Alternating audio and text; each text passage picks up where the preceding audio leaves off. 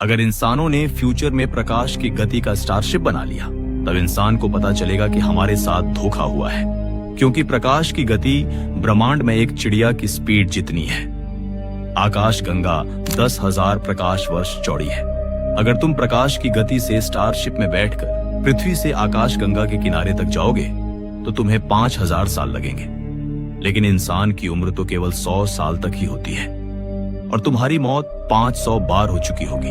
सबसे बुरी बात यह है कि प्रकाश के गति से हम इंसान कभी ट्रैवल नहीं कर सकते, तो वहां तक पहुंचना भी मुश्किल ही नहीं, नामुमकिन भी है।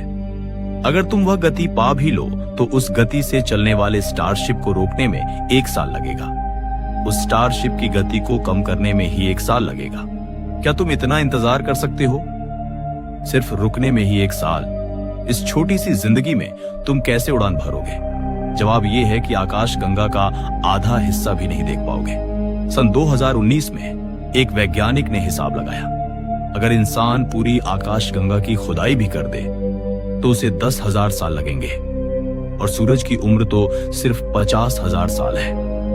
मतलब यह है कि इंसान अपनी पूरी जिंदगी लगा दे, फिर भी आकाश गंगा से बाहर नहीं निकल सकता। लेकिन क्या तुम जानते हो सबसे डरावनी बात क्या है? डर इस बात का नहीं है कि हम उड़ नहीं सकते, बल्कि ये है कि ब्रह्मांड ने शुरू से ही हमें धोखा दिया है। उसने हमें आंखें दी ताकि हम तारे देख सकें, लेकिन चुपके से भौतिकी के नियमों में 3 ऐसे धोखे छुपा दिए जिन्हें कभी नहीं बदला जा सकता। पहला धोखा, समय एक तरफा दांव है। सन 2005 में एक जर्मन वैज्ञानिक ने एक कल्पना का प्रयोग किया। मानो तुम्हारे 2 जुड़वा भाई हैं। एक भाई पृथ्वी पर रहता है और दूसरा भाई प्रकाश की गति के करीब की गति से सफर करता है। जब तुम्हारा सफर करने वाला भाई वापस आएगा, उसे लगेगा कि सिर्फ 5 साल बीते हैं, लेकिन पृथ्वी वाला भाई तो 80 साल का हो चुका होगा। ये कोई कहानी नहीं, असली भौतिकी है। इसे जुड़वां बच्चों का प्रभाव कहते हैं। प्रकाश की गति के करीब तुम्हारा समय बहुत धीमा हो जाता है, जैसे कोई नदी जम गई हो, जबकि पृथ्वी पर समय तेजी से बहता रहता है। तुम सोचोगे ये तो अच्छी बात है, मानो तुम्हारी जिंदगी लंबी हो गई। लेकिन सच्चाई यह है कि तुम्हें वह सब कुछ बूढ़ा होता और बीतता दिखेगा जिसे तुम जानते हो। तुम्हारे अपने लोग, तुम्हारे प्यारे शहर, तुम्हारे गाने सब पुराने हो चुके होंगे। जब तुम अपनी मंजिल पर पहुंचोगे और वापस घर लौटना चाहोगे, तुम्हारा घर ही गायब हो चुका होगा। यह ऐसा है जैसे तुम भविष्य में आ गए, लेकिन तुम कभी अपने अतीत में वापस नहीं जा सकते।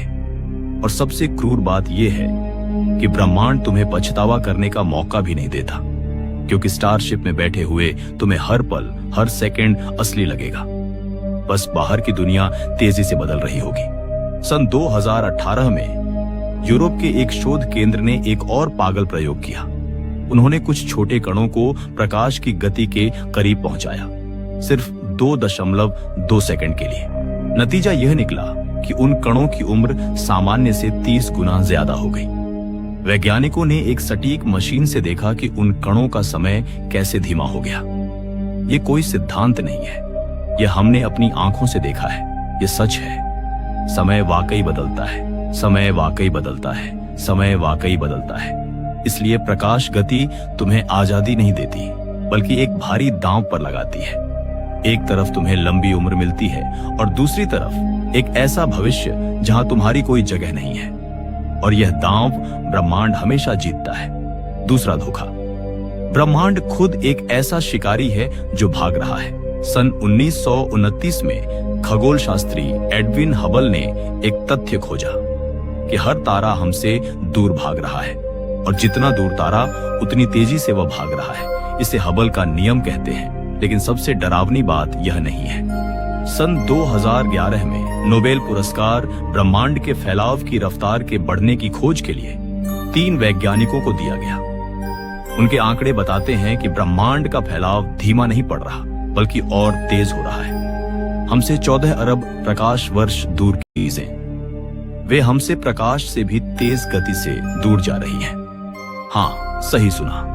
अंतरिक्ष का फैलाव प्रकाश की गति से भी तेज हो सकता है, क्योंकि यहाँ कोई चीज नहीं चल रही, बल्कि अंतरिक्ष खुद फैल रहा है। सन 2023 में जेम्स वेब टेलीस्कोप ने 13.1 अरब साल पुरानी रोशनी देखी।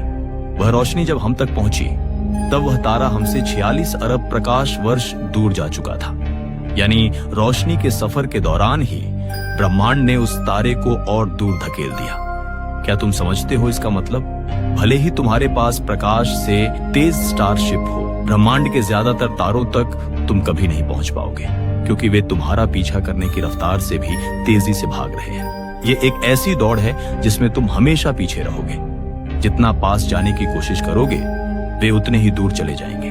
और सबसे जरूरी बात, ब्रह्मांड के इस फैलाव को चलाने वाली शक्ति को डार्क एनर्जी कहते हैं। ये पूरे ब्रह्मांड की 68% ऊर्जा है, लेकिन कोई नहीं जानता कि यह आखिर है क्या।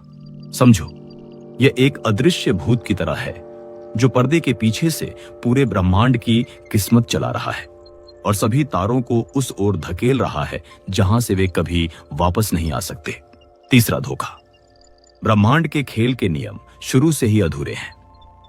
सन 1905 में आइंस्टीन ने एक बहुत ही सरल और उम्मीद जगाने वाला फॉर्मूला दिया, E = mc²। यह फॉर्मूला हमें बताता है कि द्रव्यमान और ऊर्जा एक ही चीज के दो रूप हैं। सुनने में अच्छा लगता है ना? लेकिन इसका एक और मतलब है। किसी चीज का द्रव्यमान जितना ज्यादा होगा, उसे गति देना उतना ही मुश्किल होगा।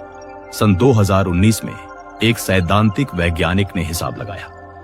100 टन के स्टारशिप को प्रकाश की गति के करीब ले जाने के लिए ऊर्जा की कीमत बहुत ज्यादा होगी।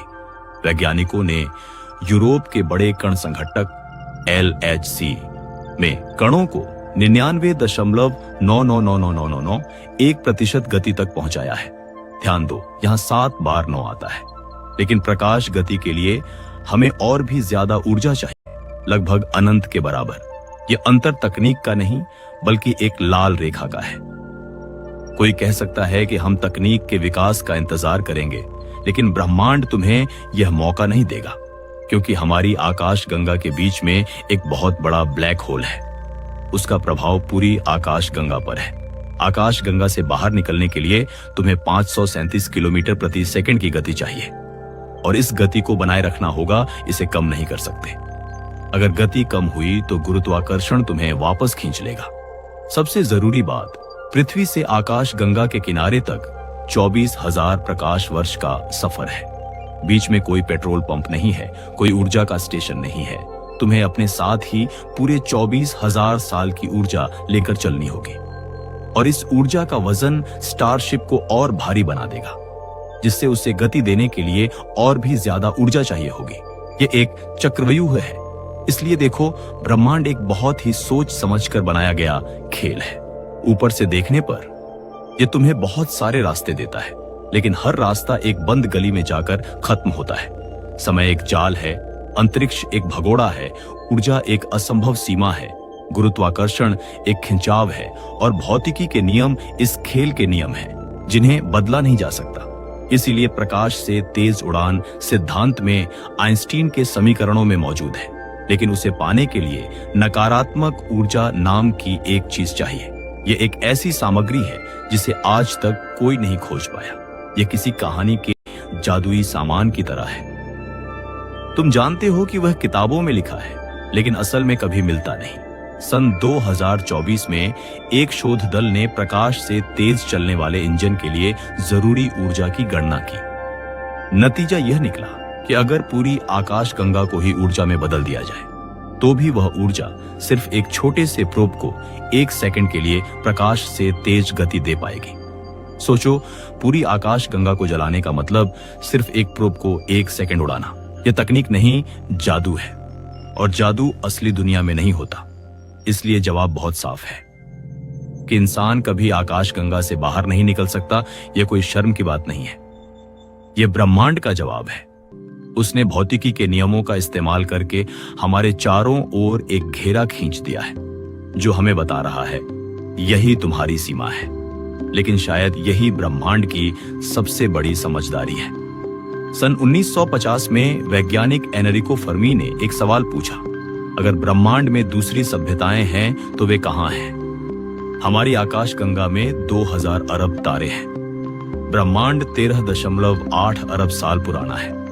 अगर ब्रह्मांड में जीवन संभव है तो आकाशगंगा पुरानी सभ्यताओं से भरी होनी चाहिए, लेकिन हमें तो हर तरफ सन्नाटा दिखता है। शायद जवाब यही है। ऐसा नहीं है कि कोई दूसरी सभ्यता नहीं है, बल्कि यह है कि हर सभ्यता इन्हीं नियमों में, इन्हीं रुकावटों में, अपने अपने घेरों में फंस गई है। आकाशगंगा में हजारों सभ्यताएं हो सकती हैं, लेकिन प्रकाश की इस लाल रेखा को कोई पार नहीं कर पाता, दूसरी सभ्यता से मिल नहीं पाता। आपको इस दिलचस्प वीडियो में मजा आया हो तो इस वीडियो को अपने दोस्तों के साथ जरूर शेयर करना। मिलते हैं नेक्स्ट वीडियो में।